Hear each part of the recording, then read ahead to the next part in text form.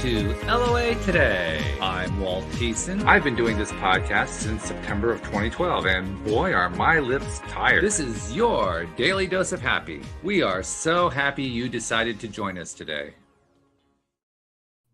And once again, we have a special guest joining us today. Her name is Ann Hince. And I have to tell you, and the moment that I saw your little description about who you are and what you do, because we met through a platform that I've been using quite a bit lately, and you're on, called Podmatch. And your description grabbed my attention because you have engaged in a behavior that I have tried to do in the past with some degree of success, but I haven't had a whole lot of guests who do this. Basically being able to use the power of your mind to go in and directly heal parts of your body, among other things. I mean, you have a lot of other things you're able to do too, but when I heard that, I said, we got to talk. So welcome to the program, Ann Hince. Thank you. It's great to be here. Where exactly are you located?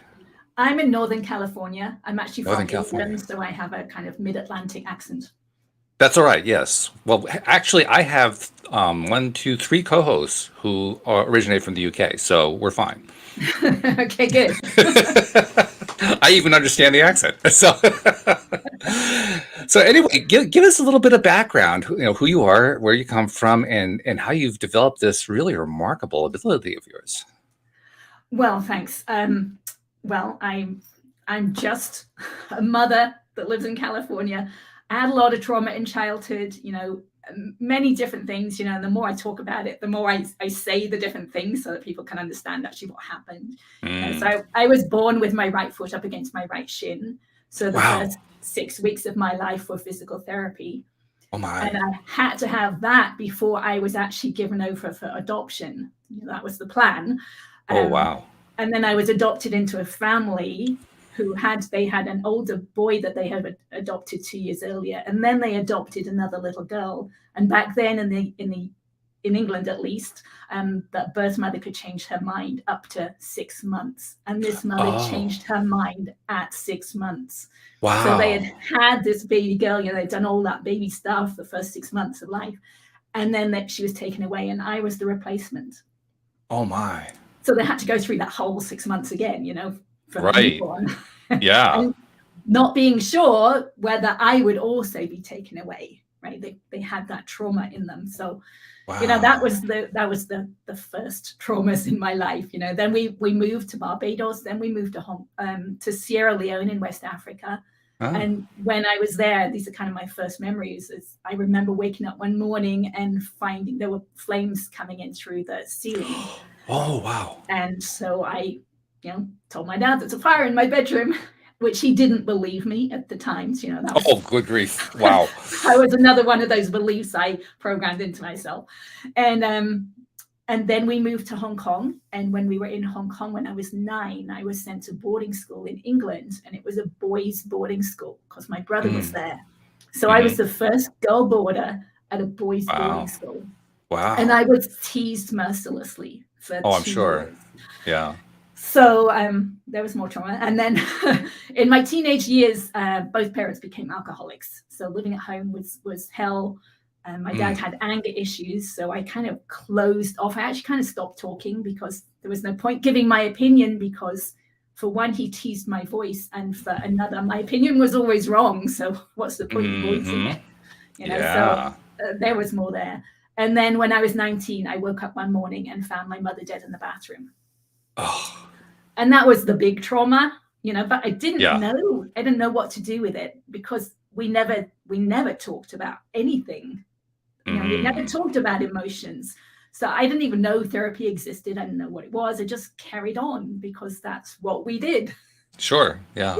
Yeah. So it wasn't until I was in my late 30s and I was a stay-at-home mom with 2 young boys that I had like a business altercation with a couple of other mothers. They thought I'd done something wrong. I didn't think I'd done anything wrong. And my mind just kind of went out of control. It just kept spinning over everything that happened, what they said. I just couldn't get over it for days. I couldn't sleep. Wow. And that's when I kind of recognized, well, it kind of feels a little bit like how I'd react when Dad would tell me I'd done something wrong. So that was my first inkling. Oh, maybe I need to look at something from my childhood, or maybe something still affecting me. but even then I didn't know what to do about it. And it was Sure. around this time frame that I had a doctor's appointment. Don't remember what it was for, but my doctor recognized I was more stressed than I should be. So he Okay. asked me on a scale of 0 through 10 how stressed I was, and it was an 8. And then he asked me why. And that's when I realized that the tears from my mother's death, which was now 2 decades earlier, was still just under the surface. Wow. Any So, thought I had about that event, they would just come back to the surface. yeah, you never had a chance to deal with it. Yeah. No. So he used this technique with me. It's called EFT, which is short for emotional freedom technique, also called Yes. tapping. It's well known, right? Lots of people Yes. know about it. They used it with me for about 15 minutes, and I walked away from the appointment being able to tell the story in my mind of her death with no emotions there, no tears there anymore. Which was different, I'm sure. That was a very different experience. It was such a shift. It was major. So I went home and I learned how to do it because the person who developed it, Gary Craig, gave it away for free. So anyone could learn it. Right. And I have an engineering background. I was a software engineer. I like to know things work before I invest my time in it. So at that time, we had a 17-year-old cat at home who was failing, and we'd been told he needed a daily saline shot. So the first time I gave him one, my hand was just shaking. It was like crazy. I wasn't going to be able to do it every day because I was just too afraid of doing it. So I thought, well, this is a great test case. So I tapped about my hand shaking, about my fear of hurting my cat, and about all the memories I had around injections, because I had had many because we'd lived in all those different countries. And then the next day, when I gave him the shot, it just slid right in. My hand there was no fear left in me. And it was such a huge shift that's when I realized it's a really deceptively powerful technique, because it doesn't really look like it's doing much, right? Just tapping on our body as we're talking through something. Yeah. But I really realized, okay, it really makes a big difference. And I had so much fear inside of me that I knew I had to do something. So I started using it every day. So cool. I didn't realize that it was tapping that you're doing, the EFT, which is great. I mean, certainly something that we've talked about numerous times here on the show. But what a cool result. I mean, I've heard some pretty cool stories. Let me tell you, I don't know if you're aware of my background, but I've been doing this show for almost 10 years now, actually over 1,600 episodes. So a lot of conversations. And yet that's one of the more dramatic ones that I've heard. Being able to use it to eliminate an emotional tie from 20 years earlier to your mother's demise. I mean, that's pretty big. Yeah, and the cat one was so simple, right? So, and it by comparison, it was actually a fairly significant one, but by comparison to the other, it was like, oh, well, that was just like a sideline. Right. But it showed me the freedom was on the other side. Yeah. Right. And all I had to do was get through that emotion and just let it leave my body, because it had been stuck inside of me. And once I got to the other side, it just felt so free. So I started using it every day. And the hard part is actually catching yourself when you feel emotional, because we get so caught up in the emotions. So, it was a progression. The first day, maybe I only noticed one time and tapped on it. And then maybe, the 2 times the next day. But as I worked through it, I felt myself becoming more calm, which was my goal. My goal was always inner peace. And that's what I've been searching for this whole time. And I could feel it happening, and I wanted more. So what I did is I wrote down every emotional memory that I could remember from my childhood and my earlier life. And I tapped through one each night for about an hour to an hour and a half each night, until I went through them all. Wow. How many were on the list? Do you know? It was several pages. I don't remember. Wow.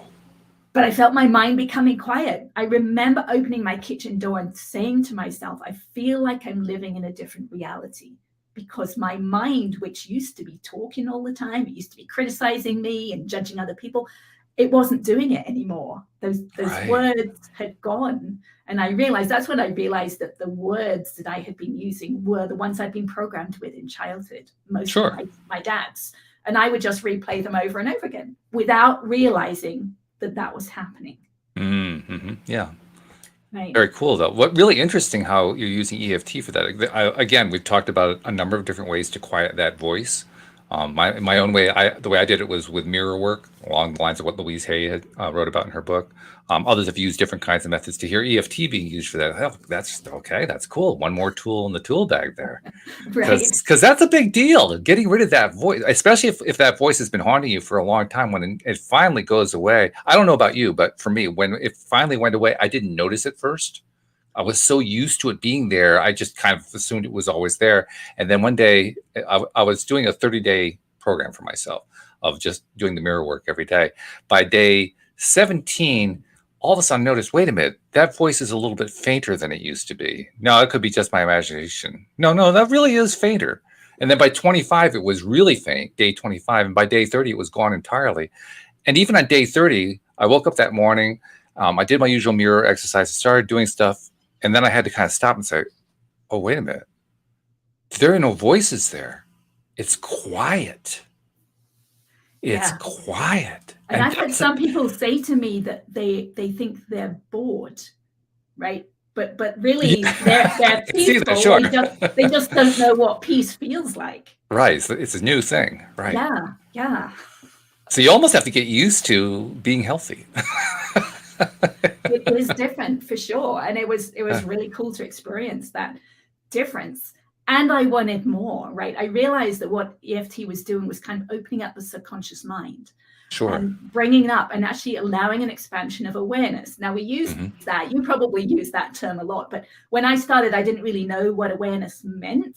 And I have a deep understanding of it now. But to begin with, I wasn't aware of how I felt. I wasn't aware of my emotions, right? Someone asked me, how are you feeling today, Anne? And I wouldn't know, or I wouldn't. You probably gave the scared answer. Oh, I'm okay. Right. So as I did more and more of this work, I became aware of how I was feeling. But there's a deeper level. That's kind of more of a surface level of awareness. There's several deeper layers to that. And the next layer is being aware of the physical sensations underneath the emotions. Right? We tend to use the words. We use the word sadness, anger, frustration. But what we're really describing is a set of physical sensations. Right? So imagine you're feeling frustrated. I can feel tension in my torso when I'm thinking or feeling frustration. Sure. And I became aware at that level. Now, as I went through this process, I was actually in a group and we were studying A Course in Miracles. And the guy in the group, kind of the guru, I thought he was the leader of the group. He would say every week, you don't need to meditate. It's all about feeling your feelings. So that's when I was kind of starting with this tapping journey. I didn't know what my feelings were, so I couldn't possibly do that. But as the weeks went by and I became aware of my feelings, I decided one day I'm actually going to try and do what he said. So what does it mean to feel your feelings? So I was at the kitchen sink, I was doing the dishes. I would notice that I was thinking a thought that had emotion underneath it or attached to it. And I would, feel those feelings. So with me, it would often be fear, and I would feel it in my stomach. So I realized to hold my awareness on those physical sensations, I would actually have to stop. Because if I kept moving or kept breathing, I could no longer find it because that tension was so used to being suppressed that it would just be squirrely and it would move away. So I actually had to stop myself and hold myself like a statue. I'd stop moving and I would stop breathing. I wouldn't take a deep breath. I would just stop breathing wherever I was when I could feel that tension. And by this time, I was actually able to hold my breath better because I'd let go of so much tension. So it gets easier as you do it. And I would hold my awareness on the tension and I would talk to it because I want it just to be expressed. I want it just to feel safe to express itself, to be felt. So what would you say? I mean, did you use words or was it just a thought process or what did you do? Both. I mean, both. Yes, I'm talking to it. It's okay. I can feel this tension right there. I can feel you right there in my stomach and my solar plexus. It's okay.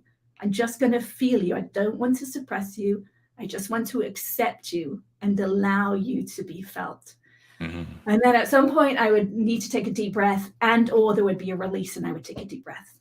And that was a release of tension. Then I would think the thought again, feel it again, and let it go. And I would do it over and over again until that thought no longer has the emotion attached to it. Sure. And Yeah. it's free. At that point, it's free.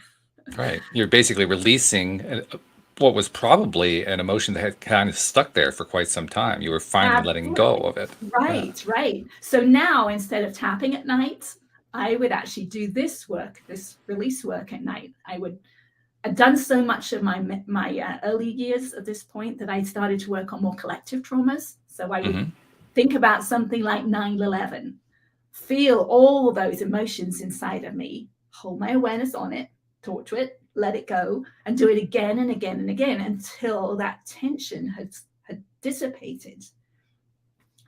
And at some point during this process, I actually realized I could keep my awareness inside my body after that tension had released, which was really weird. Never heard of this before. So I didn't really know what I was doing, but I kept playing with it. It was like a new tool I could look at. So I'd try and do it again. Okay, can I get my awareness back inside? And the only way I can kind of explain it to someone is, imagine you've got a toothache or a stomach ache. You can pinpoint it with your mind where that ache is coming from. But once the ache has left, you can't pinpoint it anymore because it's gone. Right. I could keep my awareness inside the body at that point. And Interesting. so I'd start playing with it. I'd start moving my awareness around and like, well, what can I find out? So I recognized I could actually put my awareness on tension. I could feel the difference between tension and no tension. So I would hold my awareness on tension, do the same thing that I'd done at all these other layers. I would actually hold my awareness on it. There would be a shift. Then I'd do it again and again and again until the tension had released. So just doing the same thing, but a deeper level of awareness. Hmm. Hmm. So I would just play with this. I just keep doing it. And at some point, and it took months to actually be able to get into my head. Now, when I got into my head, it was different And when because you say let's be clear here. When yeah, you say you got into your head, what does that mean? Describe what it is to get into your head the way you're talking about it. well, I'm not using my thinking mind so much as my feeling mind, right? I'm feeling, right? You can put your awareness on your left big toe, right? You can Hmm. feel it. You can feel how it feels. So I'm actually doing that inside my face. So like I can Got it. put when I first started, I would put my awareness inside my cheeks, mostly one cheek, the place that was calling my attention the most. But when I did in my head, I was suddenly aware, because I hadn't been aware before, of how much pain and tension I held in my head that I Mm. had no idea of before, right? I'm now about, the late 40s, early 50s, and I've lived with this tension inside of my head for decades, and I had no idea it was there. Sure. That makes So total sense to me. I imagine that there's probably large millions of people on this planet who have done the same thing. They've lived their entire lives, and they just, you kind of get used to something. It's like it's been there all along, so you figure, oh, well, it's just supposed to be there. right, well, it's in our subconscious mind. It's been there all Yeah. along, but we're kind of opening, this process is opening it up. So I was aware of this tension, and then I would just start a little bit at a time, just focus on it, feel it, allow it, let it go. It would release, and I'd do it over and over again. At some point, I actually heard and felt something releasing, and it sounded like old fabric ripping. Really? Yeah, it was really weird at the time. I wasn't sure if I was hurting myself, but I'd been on this journey for so long, I realized it was got to be the next step in the journey. But I did Well, you were start feeling comfortable. I mean, you've been doing yeah, this long enough now that you felt a strong degree of comfort. You felt right. like, yes, I keep getting good results every time I do this. So you probably felt fairly safe with it, even though you had that weird sound, but still. Yeah, I'm just releasing tension, right? So that Yeah. can't be anything wrong with releasing Right. tension. Right. But I did start researching it at that point, and I Mm. realized it's actually moving my awareness through the connective tissue. And that was a bond that had kind of released at a deep level. Wow. So I would just do this more and more. I actually hear and feel that release dozens and dozens of times a day now because it's kind of increased more rapidly. So at some points, I could actually feel my skull bones relax into a just more relaxed position. And so last year I had x-rays taken, and I had comparison ones from 2013. So Ooh. to actually see the changes was really amazing because I knew things were happening, but I didn't know that my eye sockets could align. I didn't even know those bones shifted, but they have. Wow. And my jawbone, which was way off to the side, is now much more centered. And my neck, Wow. I've had scoliosis, I think, from birth, from my foot Mm. being up against my shin. I think that kind of torqued my body, and it's now untorquing.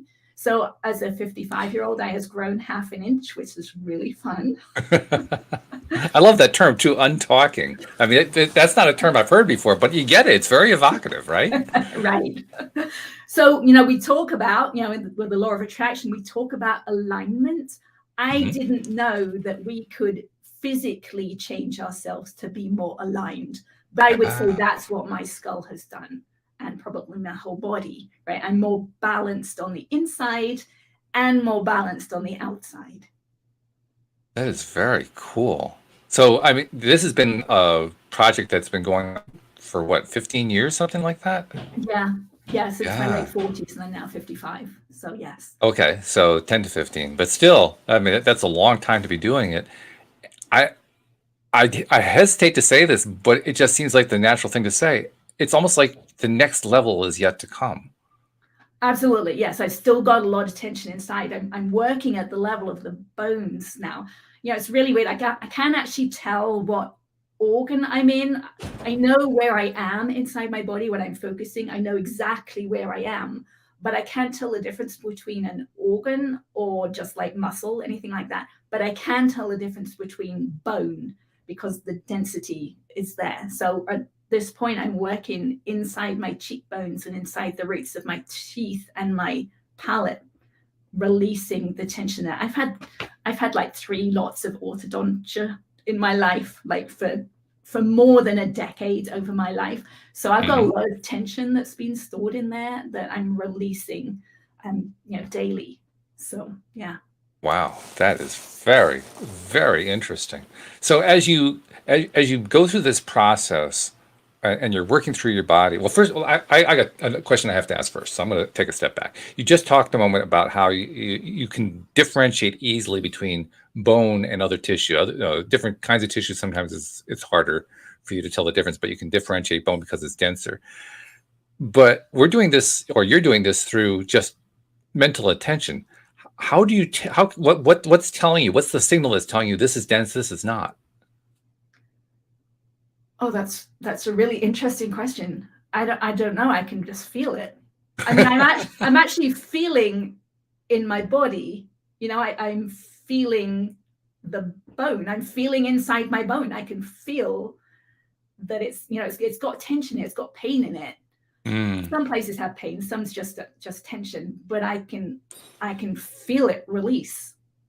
Maybe maybe the idea is that tension builds up in the bones. Maybe it actually gets stored in the bones more than in organs and other tissues. Well, I mean, I'm guessing at this point. I don't know. Right. The connective tissue is through everything, right? We're so True. connected, right? Yeah. So Yeah. it is, right? So I'm releasing, and I only go to the place that calls my attention the most. And I've had so much pain and tension in my left cheek.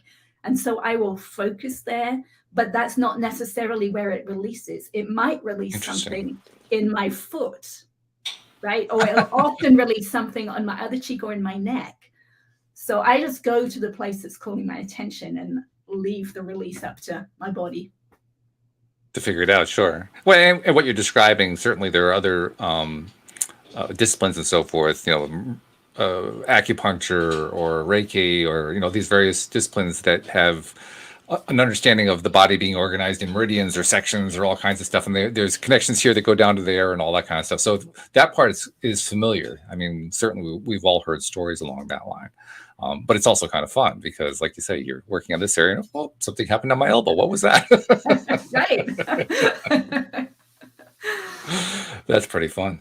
Do you get a sense as you've been going on this journey, do you get a sense that not only are you releasing all of this stuff that has been stored in your body, but also that as you release it, you are, how do I want to say this?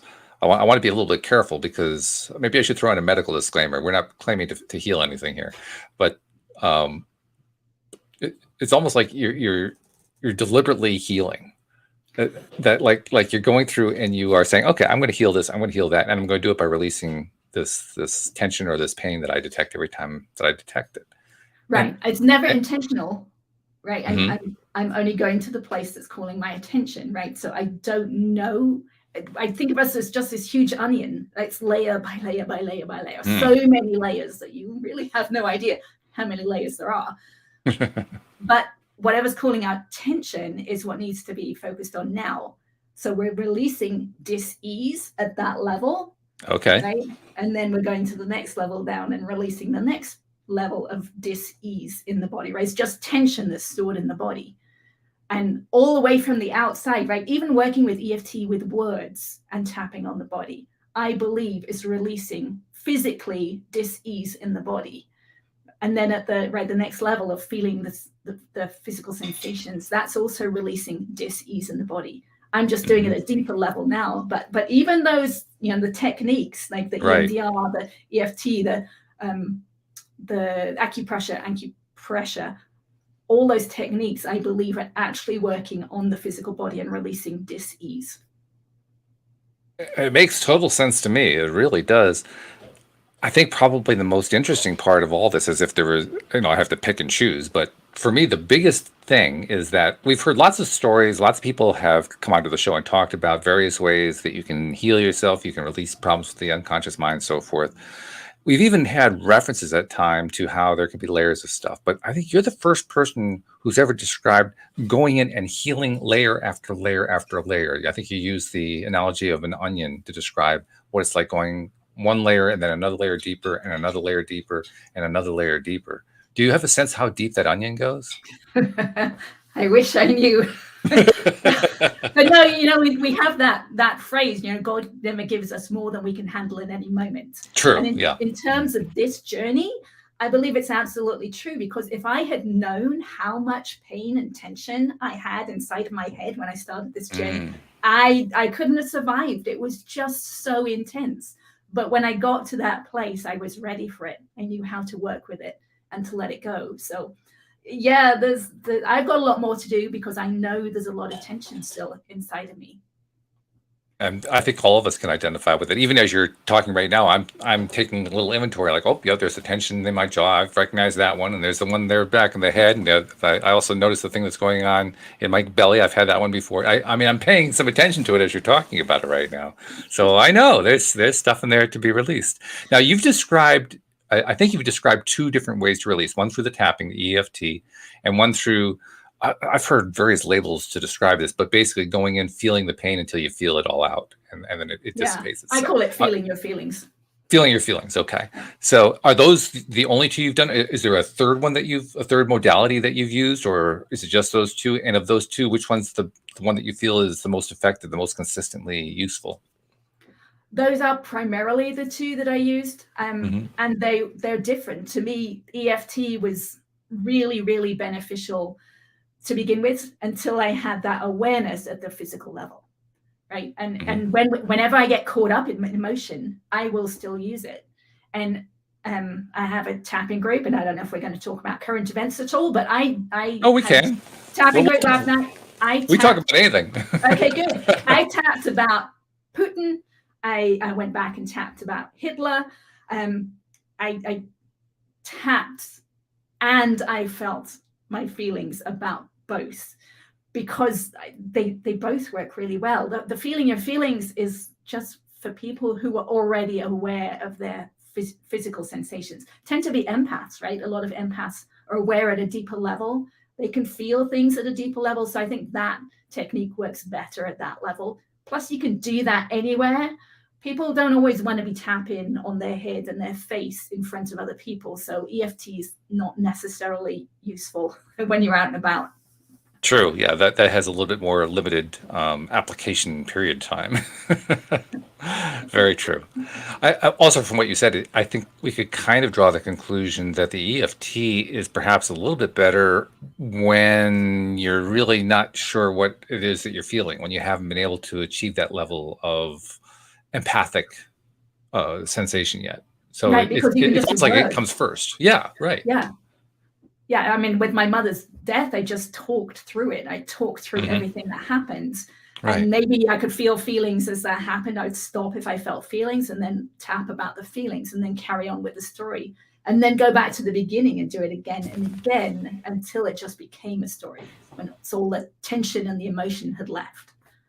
It's interesting too, because as you've described that story and all the different things that you've been describing here, when you get to a part where you have an improvement of some kind, some sort of release, every time you do that and you describe that, you smile big, which tells me you're jazzed every single time that you achieve that. And that seems to be what draws you in. It's like, I want to keep doing this. It's getting better and better. I want to just keep feeling that again and again. It's almost like a drug.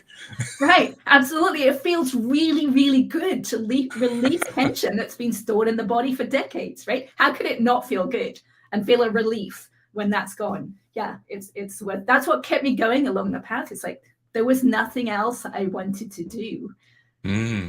Yeah. I can see that. Now, I can also imagine that for some people, they would say, okay, I feel relief and then I'm done. So you can work either way. And I kind of suspect, now I'm going to bring this in from a law of attraction point of view. I suspect what really happened here is not only did you feel the relief, you celebrated the relief. And because you were giving focus to the celebration of the relief, you wanted to have more relief. So you got more opportunities to have relief. So you went to the next opportunity, you got relief. You did the same thing again, you celebrated the relief. So we got an LOA thing going on there where you keep focusing on what you want and you keep getting more of what you want. And so it just becomes an ever expanding cycle that just builds its own momentum over time. Yeah, quite possibly. But the journey gave me a really different understanding of the law of attraction than I had before. I'd done a lot of the positive thinking before. I'd done a lot of Abraham Hicks work before, actually been in her hot seat before. Oh, really? Yeah. But what I realized is that, it's working all the time. I'm sure you're aware of that, right? Every second of every day, we are emitting a signal and we're attracting back into our future based on that signal. Right. And what I realized is the whole of us is a signal, is the signal, right? So it's everything about us. It's our, it's our gender, it's our hair, it's our clothes, it's our thoughts. Yeah. But to me, based on what I've experienced, the biggest part of our signal, right? Think of that tension that I felt in my head. The biggest part of that signal is that tension we hold in ourselves from our past. That makes a huge difference on our signal, right? That's why we can't always get into alignment with what it is we're wanting, because we got all these other thoughts and feelings from our past holding us back. So I recognize, okay, if I'm putting off a signal now, and do I want this signal? Do I want to feel this way again in the future? I'd ask myself that during the day. It's like often the answer would be no, I don't. So then I have to do something about my signal right now, because otherwise I'm going to get this feeling back again. So that's when I would, even taking a deep breath is going to help. But I would tap or feel my feelings, because I want this feeling to change to more peace. I want to be more peaceful right now, because then that's my signal and I'm going to attract more peace back to my future. So I worked with it at that level. As you're describing this, I'm reminded of there's a gentleman, I don't know if you know who he is. His name is David Strickle, and he is a channel very much like Esther Hicks channels Abraham. He channels the stream. And he was a co-host on the show for about 6 months, and he's a frequent guest. In fact, he's going to be on the show 2 weeks from today. So that's going to be good to have him back again. But one of the things that he does, he has a whole program called Taya, Trust Your Abundance. And in that program, the cornerstone of it is what he calls a boot camp. And in that boot camp, one of the things that you do is exactly what you just described about going in and feeling the feelings all the way through. And the purpose is to release all that subconscious stuff that has been haunting you from very early childhood. So, I mean, you basically are doing the same thing that he talks about and that he teaches in his program, which is fascinating to me, that you do it a little bit differently from the way they teach it, but it's not all that different. It's actually fairly similar. What is very interesting to me is when you told the story about how the doctor recognized that you had this 8 out of 10 level of stress going on and that you needed to release it. He showed you the tapping. But it is not clear to me is, where did you learn to go in and feel through the feelings? Was that something you just kind of did intuitively, or did somebody teach that to you, or how did that work? Well, I had this guy in the class who said it's all about feeling your feelings. So it's the guy in the Course in Miracles class. Right, but he never explained it. And I can't even imagine why I never asked him. But I guess I wasn't supposed to. But you figured it out somehow. Right, I had to work it out. What exactly does that mean? Because I had suppressed so much, So yeah, but every step of the journey beyond there has just been working it out and allowing. Right, I know a lot of the law of attraction type work is almost trying to be, kind of that toxic positivity type thing, where you try and think something, but when you're trying to think something, you're actually suppressing what you're actually thinking. So all this work was actually allowing what I'm actually thinking or what I'm actually feeling. So, as things went along, I just had to allow my body to do whatever it was going to do and allow the process to go, because actually the body does some weird things once it's releasing stored tension that it's had for a long time. Things start moving around and just releasing, and it's just a question of allowing it to happen. Is like, can you do that? It's kind of goes against what the mind wants to do, right? We don't, the outer level, we don't even think we should think what we're thinking. Right. So, even with the things that are going on in Ukraine and around the world, the divisions that we're having, what the way I do it is actually allowing those feelings. So it's okay that I hate what's happening. It's okay that I hate those people that are thinking differently to me. Just allow that hate to be felt, because it's just stuck energy inside of my body. And if I can allow it, it will dissipate and the hate will be gone. It won't be living inside of me anymore. It'll be gone. And that's going to change my signal to a much better signal. This is really an interesting point, and it's one that we've addressed, and we kind of come at it in a lot of different ways here on the show over the years. But it's how do you distinguish between focusing on what you don't want to the point of building it up versus focusing on the thing that you don't want to the point of releasing it? Right. And that's a good question. Yes, I don't want to focus on what I don't want. But if I do it while I'm tapping, I'm actually releasing it. There's a difference. I think there's also an intentional difference too. In your personal conscious intention, your intention in one space is to build it up. I mean, I'm going to be mad at this thing, and I'm going to keep being mad, and I'm just going to get angrier and angrier because this thing just deserves endless amounts of anger. So I'm going to continue, and of course, you build up anger that way. Right, you get as opposed to that exactly, yeah. But as opposed to, I feel anger right now. I don't really like the anger, but I also know I have to feel this anger through, so I'm going to allow that anger to be felt, but I'm not going to keep feeding it. I'm not going to keep throwing stuff into it. I just want to express it so that I can release it. Right. I think that's really what the distinction is. Am I going to keep feeding it, or am I actually just willing to let it play itself out and be done? Right. But as I'm tapping, I can try and bring it up. I can try and get as angry as I want to bring it up out of me. But as I'm tapping, it will release that from the body. So it's like a quick release mechanism is what that is. It is like a quick release valve. Yeah. Yeah. Yeah. So it's a very subtle difference. But definitely important to understand it. Well, I like having, and I think all of our listeners too, we have from an LOA perspective, we have a very advanced audience for the most part. And so they have a lot of tools in their tool bag. But it's always good to have one more tool or one more way of looking at even an old tool. And I think that's what you've given us. You've given us a really cool way of looking at a tool that, to one extent or another, most of us have had. A lot of us have tried, for instance, the EFT. And a lot of people have had a lot of success with that. So that's just one example of how it can kind of play out individually.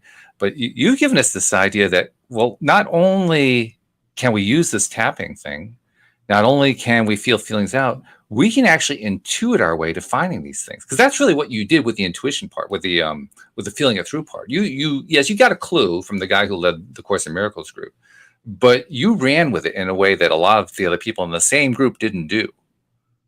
I'm willing to bet that that's the case, because I mean, I've talked to enough people to know this is not the way people normally are able to wend their way through. Well, you wended your way through, and you actually found right to the core how to get to the core of what was going on with you and deal with it and release it and get rid of it and get excited about it. That's quite an accomplishment. It really Thank you. is. I had a real desire. I mean, I've read a lot of the books. I've done a lot of the spiritual reading work, and I asked myself, well, so they clearly believe what they're saying, and it's not working for me. So what is it they're seeing that I'm not seeing? Right? Yes. Abraham Hicks used to talk about waking up first thing in the morning, before thoughts coming in, how good it felt. I never felt good in the morning. You never felt good. So what was You're lying, Abraham. what was she seeing that I wasn't, right? So how could I get to the place that I did feel good in the morning? And I realized it had to be something deep inside that I hadn't yet found. So yeah. So I think it's a fair guess that you're going to continue to do this work internally on yourself. Do you have any sense of what is coming next? Because I just have this feeling of the other shoe waiting to drop. Like you have gotten this far, you've done a whole bunch of it intuitively with minimal guidance from outside. I just get the feeling that there's a next thing that you're going to discover, and I'm wondering, do you have any flavor of anything that's coming up next? Do you have any sense of anything? Well, I believe I'm going to be able to get deeper and deeper into my body. So deeper and deeper into my skull. I know what I'm doing is what would be called using the inner eye, the third eye, because I know where I'm looking from. Right? And because I'm looking from one place to another place inside of me, I know I'm not my body. I know I'm just residing in my body. So, the spiritual concepts are much more solid in me than, ever before. I never understood this before. So as I get deeper and deeper inside, I do actually have a concept of what I'm going to find, but I'm not ready to share that yet. Oh, okay. At least I'm not surprised that you have one, though, because when you start getting close to something, you get a feel for it. You just do. I don't care what it is that you're exploring. You get a feel for what's coming. Well, what I love is seeing there were clues out in architecture. There are clues out from the past that I see now in a totally different way than ever before. So it's a really actually fun process to go through to start seeing where all these clues are around. So give us like a clue about the clues. Describe one of these clues that you've drawn this connection with. Okay, I know without a doubt that cathedrals and churches are three-dimensional representations of a skull. Really? Really. I have no doubt. That is really interesting. That's very interesting. Are you familiar with the work of Neville Goddard? Yes. So you know his idea of God and Jesus and all that being consciousness. So no, if you could sit. Okay, yeah, not totally. Tell me. Oh, that's like the basis of. I mean, everything that Neville did was metaphorical. He used biblical stuff, but his whole purpose was saying, well, all this biblical stuff is really just a metaphor for this dance that goes on within and about the conscious mind and how the conscious mind creates within the universe. So that's Neville in a nutshell. And if I take that basic idea and apply it to what you're talking about, well, we can kind of draw a parallel. The idea of consciousness being God, Jesus, all this stuff in kind of one great big shell like that, that kind of it's like ratio is the word that comes to my mind, but there's another one. I can't think what it is. A is to B as C is to D, that kind of a thing. So consciousness is to God as the skull is to the cathedral. Like, oh, there's a thing going on here, right? Because the skull is kind of where, our consciousness does not exist totally in the skull. Obviously, it exists throughout our body, particularly in the heart. But nevertheless, we associate it with the skull. And there's an association power going on there. So I can easily see an association going on with the skull turning into a cathedral, because that just kind of carries on this theme, this kind of a subconscious theme. God is in the cathedral, just like the mind is inside the skull. Right. So then if you look in a cathedral, so where is the most holy place in a cathedral, right? And that can be found inside the skull. Yeah, very interesting. Okay, so that's a cool one. Give us another. I like that one, but give us another one. That's a cool. Well, let me go somewhere that you just went to. So okay, we hear about the heart, right? About the consciousness of the heart, but in my experience, right, I'm moving just through the connective tissue. I don't feel anything different around the heart. Now, Really? maybe it's because I haven't got there yet, Okay. but yeah, I don't. It's just, I believe the connective tissue is where the soul resides. That's what I believe. Really? I am working to release the bonds that hold the soul tight into the body. And I believe that's how we tune into spirit, but it's the ego, the bonds are the ego. So the tuning in it's not a good signal because it gets distorted by this tension held in the connective tissue. And as we release that, I believe we tune into spirit much more easily. Like there's less distortion because we've let that tension go. So, and I also believe that once the soul is very comfortable in this body, it will be quite happy to stay in this body for longer because we've let go of the dis-ease that it's holding on to. Because, as we get older, right, we tend to get tighter, we tend to get shorter, we shrink because we tighten down. That connective tissue is pulling us tight. But if we let it go, if release it, we're just going to be much more flexible in many ways, not just physically, right? I can actually move my neck now in so many different ways than I could before because there was so much tension in my neck. So I can actually see from physical perspectives, different ways. And then also, the metaphorical or whatever other word you would use to describe, I can see things from multiple perspectives. Wow, very nice. I like that. Let's look at that idea of the connected tissues, the connective tissues for a moment, because I get the very strong sense that there is an important piece here. The fact that they are connective certainly has to play a role in it because that's the connection. It's kind of intuitive. The moment that you have a connection, well, that's how stuff's going to transmit, right? If you've got something going on that's been stored in a connective tissue, then anything that any kind of communication that goes through that tissue is going to be affected by what's stored there. So you basically have, in electronic terms, and you mentioned you're a software engineer. By the way, I have an IT background too, so we should talk about that for a moment. But when you have a signal going through, and the signal is being resisted, because that's what you're describing. You're describing a resistance in the signal passing through the wire, so to speak. Right, for connective tissue. The connective tissue. It's piezoelectric. It has an electric component to it. Okay, so I wasn't aware of that, but that makes total sense. What we're really talking about there is removing the capacitors, taking all the resistance out of the connected tissue. And so the connective tissue starts to take on a different role, probably the role that it was originally intended to play. Instead of the role that it has been playing, it plays a different kind of role. Yeah, and I believe that once we let go of all the resistance, right, which is our judgments around everybody, everything that's happening, we've got judgments around, which is resistance. If we let go of that resistance, then I do believe that feeling of being one with everything will be there because there will be no resistance between any of us. Now, I can also see, this would be more of a fear-based conclusion. I can also see somebody saying, well, if you remove all of the connective tissue, you'll be dead. You won't be connected to the body anymore. Well, the connective tissue will still be there. It just won't be any resistance in it. It will still be there. Yes. Right. Yeah. That's a good point.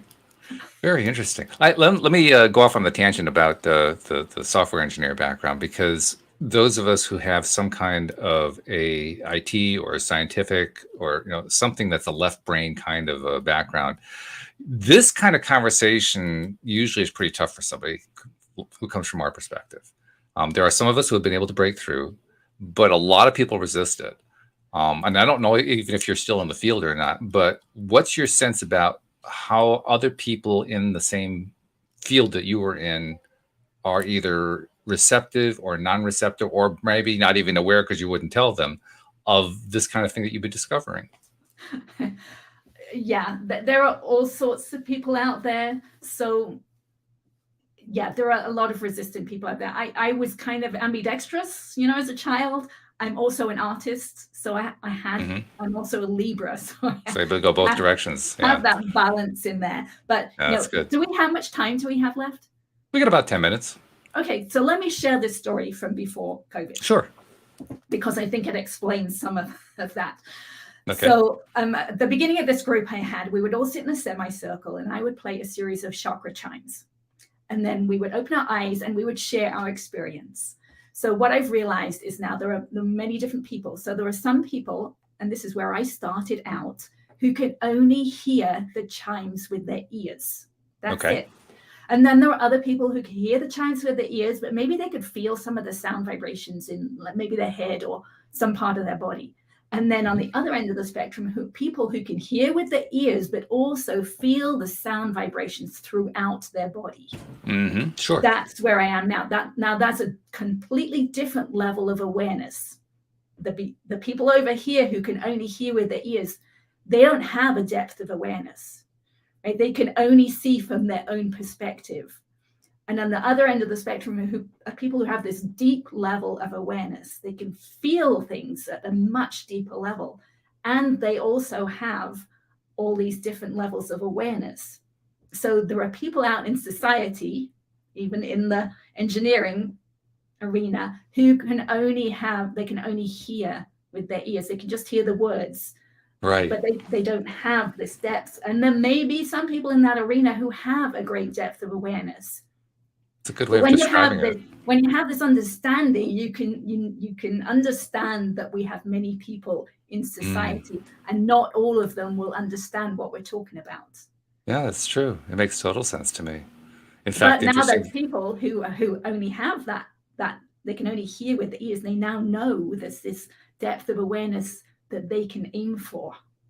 Yeah. Oh, absolutely. Yeah. And they may or may not be willing to accept it or even consider it. They may throw it out, or they may decide to say, yeah, well, I'm going to explore that a little bit more. And you never know. It's going to be different from one person to the next. To me, that's why the x-rays really helped, right? I actually have something physical. You had physical evidence. Yes. Yeah. Yeah, because that definitely appeals to the left brain, knowing, oh, I've got evidence, solid evidence. I can point to it. There it is. It's incontrovertible. Right. Yeah. That's a big deal. That's really good. In fact, when you were talking about sound there and being able to hear with your ears or being able to hear with your body, sound is my strongest sense out of the 5 senses. And as a result, I mean, put it this way, a lot of people, probably a majority of people, are able to literally visualize in their minds. I have a lot of trouble doing that. I have a great deal of trouble consciously creating images in my mind. However, it's really easy for me to create sound in my mind. I can hear entire orchestras. I can hear every instrument in the orchestra. And like you were talking about feeling it through your body, I can feel it from my toes to my top of my head, out through my aura. I can feel it all over the place. And as you're describing that, it's kind of reminding me, each one of us has developed to a certain degree with each of our senses, with our willingness and our ability to delve into them and to delve into how much in tune we are with them. So I may not have developed the imagery ability very much, but I've developed the sound ability a lot. Nice. And that's a big deal, because once you've identified what you have done well, now you know where to focus. Now you know where to bring your attention. You develop the ability to feel your body, to basically feel every aspect of your body and work your way through and start breaking these old stored negative energies that were in there, releasing them, getting them out of there. You discovered that this is something you can do, and you went with it. You could just as easily have been like me, unable to do the imagery and just gotten stuck on, well, that's really cool, but I still can't get rid of I still can't create the imagery, so I'm just going to stop there. You didn't do that. You went with what your strength was. That's really cool. I was determined. Apparently, yeah. But one of the things I want people to realize is there is so much depth to life. Once you do this work, then there is without you, right? I mean, a lot of people are depressed these days. They don't think there's much to life, but there is so much more depth to life that is available to people if they want to do this work, right? Yeah. I mean, life is fun now, right? I get all these synchronicities and it's just fun. My voice has changed, right? Because our skull is our echo chamber, right? That's how my voice comes out, kind of like the cathedral, right? Imagine people singing in a cathedral, right? So I've let go of so much tension in there. My singing voice has changed. I only ever sing to myself, but it's much better than it used to be. There were notes I couldn't get to before. So that tension has released, right? So that's fun. But the senses improve, right? I can taste, I mean, things just taste sublime to me these days. So things improve. Because I have that depth of awareness on the inside, I can actually see that on the outside too. I can see why things replay. I can see what's replaying. I can see the energy in what's happening. So there's just so much more fun in life, and you feel lighter, right? I mean, I know I smile a lot, but good. That's a healthy thing. Right, the burden that I was carrying for all those years has lifted, and you do feel lighter. So let's summarize, because I know we talked about this at the beginning of the program, but at the end, I always like to kind of revisit it. So let's describe again, what were the processes that you used so effectively and that you continue to use to this day, just so that we can kind of rehash that part. So I used EFT to accept my feelings as I felt them, the emotions, and to let go of my history. So tapping. Then once I was aware of the physical sensations underneath the emotions, then I would feel those sensations, just allow them to be and allow that to release and let go. Then I could get inside my body, do the same thing, put my awareness, my attention on the tension inside, hold it there until it would release, and then just work with that at the deeper level. And then over and over and over again, just do it keep going back. Okay, here's something else. I'm going to work on it over here. Now I'm going to work on it over there. Now I'm going to work on this. Not you just continuously working through the body. Right. And keep going. These days I will watch the news. I'm ready to watch the news. I want to find out what triggers me. And so I will work. So you actually try to trigger yourself so you can get rid of the trigger. That's interesting. Right. Yes. Yeah. That's advanced. That's very cool. I like that. Okay. Well, we're running out of time. We got a couple minutes left. Before we go, do you have ways for people to reach out to you? Because sometimes people have questions, or they just want to talk and find out more about what you're up to. So how can people reach out? Yeah, I've got a webpage and website, annhince.com. And I've got a YouTube channel where I explain some of these things and have demo videos for them. Just look up my name, Ann Hince. And I have a public Facebook page that I'm happy to interact with anyone. I love explaining things on there. And I have my book, which goes into the steps that I took in detail, along with the weird things that happen, and my take on the law of attraction and how this gets stored in us in childhood. So a book, you got to tell us, what's the name of the book? It's called A Pathway to Insight. A Pathway to Insight. I presume that's available on Amazon. Is it available in other places as well? It's mostly on Amazon, but you can ask your local bookstore to order it. Oh, okay. All right. And I imagine it's available in both in printed form and ebook form. That's the way most of them are today. Yes. Yeah. Yes. For those who are the audiobook listeners, do you also have audiobook version? I do not yet. Not yet. So that's on the to-do list, huh? Yes. Okay, so when you reach a point where you feel really good about what's going on in the body, take a break and go record an audiobook for the audiobook listeners. They'll appreciate it. Plus, you get more money for it because you can charge more for those because it takes more time to put them together. No, seriously, this is great. I love what you've been doing. I love what you're sharing with us today. So thank you very much for the work that you've done for yourself, because that's an important thing, but also for sharing it with the world. Sharing it with us on this program. It's really, that's a wonderful gift that you're giving. So thank you for the gift. Thank you. I love sharing it. It's fun. I love deep conversation. Well, that's our goal here. We subtitled this show, Your Daily Dose of Happy. So if we can come through the show and you're feeling better than you were at the beginning of the show, that's a winning show. Great. That's the goal every single time. So, all right. Thank you very much for being on the show. By the way, I wanted to acknowledge Concetta and Rita in the live stream. We're sharing some comments while we were talking there. And Rita was particularly appreciative. She was saying this is fascinating. She was loving the talk. So more feedback from there. Thank you to our podcast listeners everywhere, because without you, we wouldn't have a podcast. And we will see you all next time here on LOA Today. Goodbye, everybody.